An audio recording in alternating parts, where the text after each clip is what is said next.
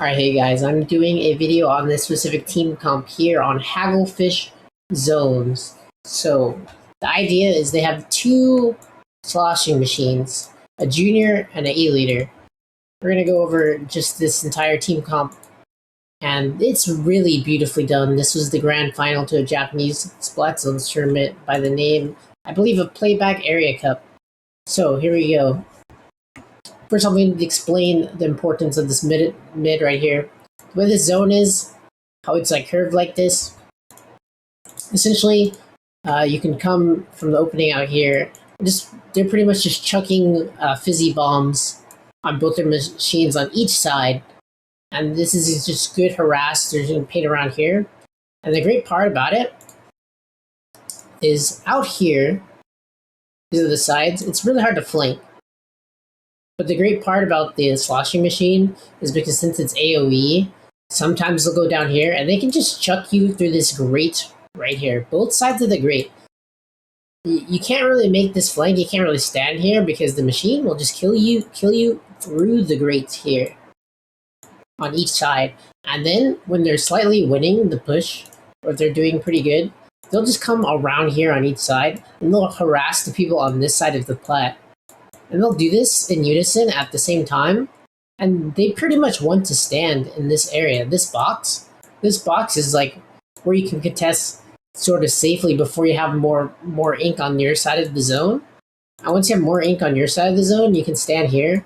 And this is when the junior comes into play. The junior really just pops the bubble in this big area right here. Or even better, if you're just getting the momentum, you can pop the bubble in their side of the zone, and then you take it over and you push them back.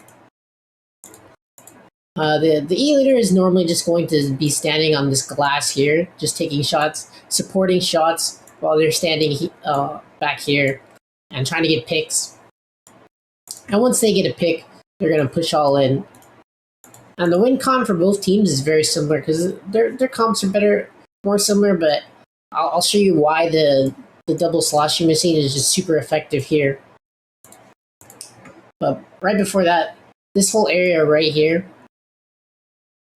just where the steps are, when your team has control of the zone, your win con for this map is to push into this area and not let them escape.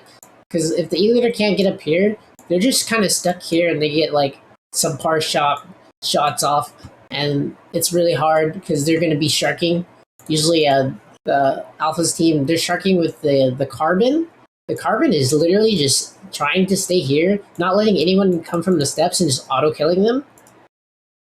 Whereas the Tenatech is sharking pretty much right under the glass. So anyone trying to help out the E-leader to get the things, he's just going to shark and kill them really fast with the Tenatech's. The splatter shot's just like really fast, a time to kill. But we're going to get into this game now. We're going to watch how both sloshing machines come at the same time, and they're just going to be chucking fizzy bombs. So sitting right here,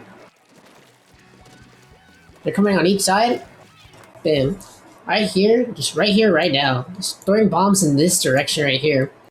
And they don't need to worry about the sidelines right now. And you can see they're just doing this on each side of it right now. I see they just get a random kill because they're just throwing bombs on each side.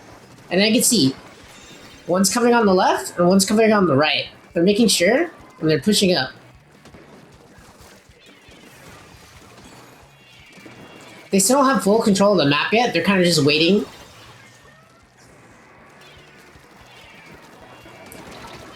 And he goes down, but this is a good thing to note that I wanted to say here. So, let me go back just a little bit.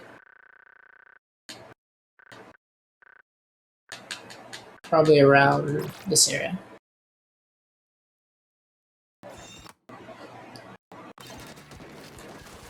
Let's see.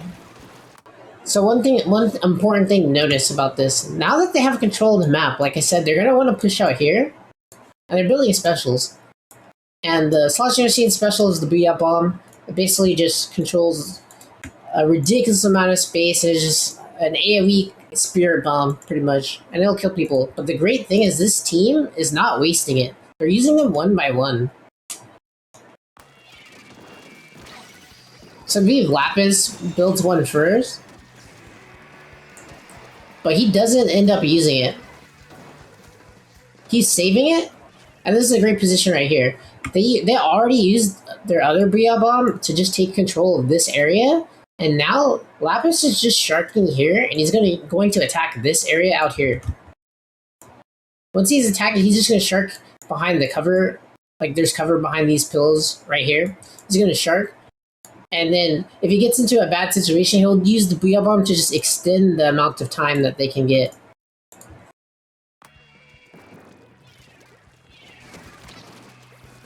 So he's in trouble, gets a second Booyah off. And they're good at punishing it, but it still is creating a lot of space, and they have to get back in. So, meanwhile, the junior is just in the middle, and he's controlling just so much space of the game.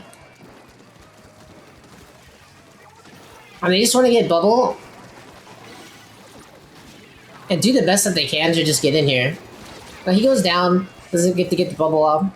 But let's watch this back from the start, right? Because I wanted to show the whole team's perspective. So right here, we're gonna watch the junior's approach to this at the start. So the junior comes in and he gets bubble, and immediately when they get a pick, like I believe the sniper just like guts this guy down. He's gonna go in. He has bubble ready, and he's gonna try to assert dominance in the zone so his team can safely capture it. So he's going in, and he goes in as far as possible. Like there's even a bomb here, and he's just gonna activate it immediately. And this is just gonna cut off. They can't beat the zone back. They can't contest.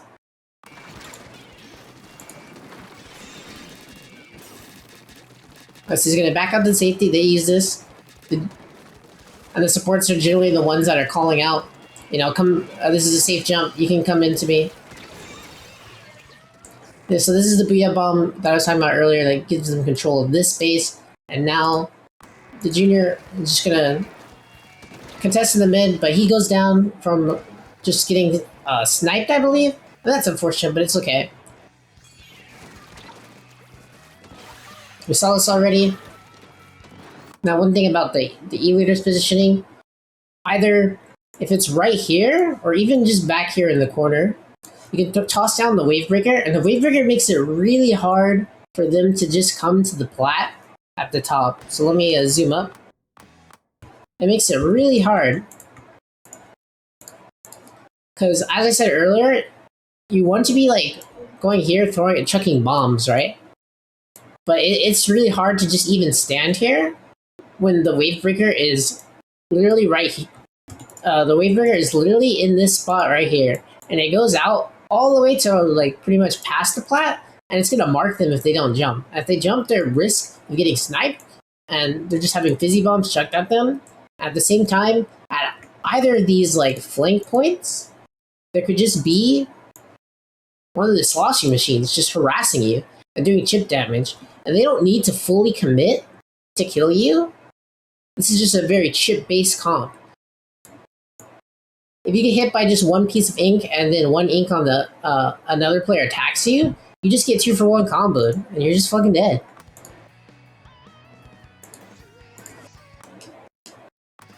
So let's go back to the junior here, because the junior is pretty essential for a lot of this game. He's dealing with the zip caster, but they have a good vac, and he goes down. So the other team is doing a pretty good job here. This is when they can finally get in.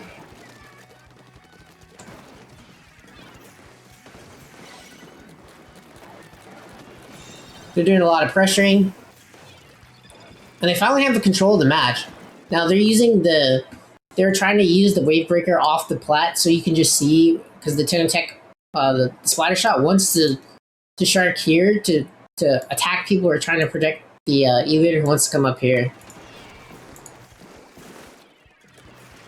So they throw the Booyah Bomb, it's pushing back, but they don't have a pick yet. But the splatter shot does end up going down, and now the bubble. This bubble's so great. You see how it's so hard for the splatter scope in this instance to do anything. Look, he backs here, and that's great. And it stops them from the push, and he's gonna get it. The Carbon. He's gonna push up. And he's just going for the E-leader right now, because they don't want him to play. But they're overextending, and they're doing a very good job of just covering him. But they're 2 down, and they're still doing it. They have to run away from the Zuka here. And at this point here, this is a very crucial point of the game. I think it's pretty much the biggest turnaround. So this area is covered by the splatter shot right now. And the area up front where the steps are is being locked off by the Carbon. And back here in the mid is just the Alpha's Junior, the yellow team. He's just building specialists coming in the zone, and the splatter scope is just taking shots through mid.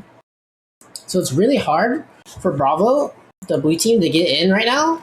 And they're just like relying on their E-leader right now to try to get a pick. But it's hard. But eventually, the E-leader gets the snipe right here. This snipe is huge, actually. Let me go back because I messed up the navigation bar. Wait. I believe it's right here, actually. Yeah, so he gets the pick. And immediately on the pick, right?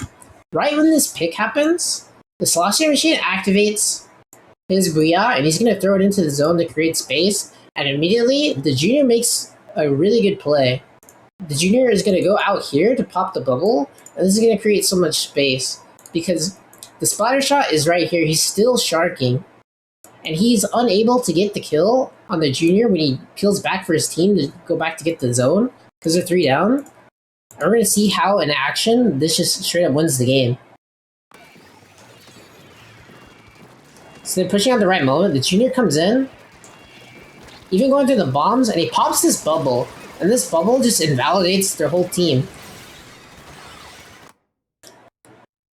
Oh, let me show it one more time. I hit the wrong button.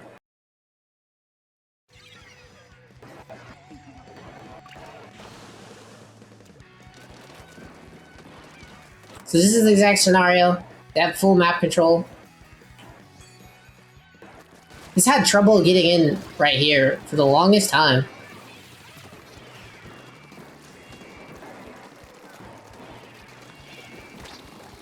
And since he activated the vac, it actually just goes through the vacuum and he just gets the triple.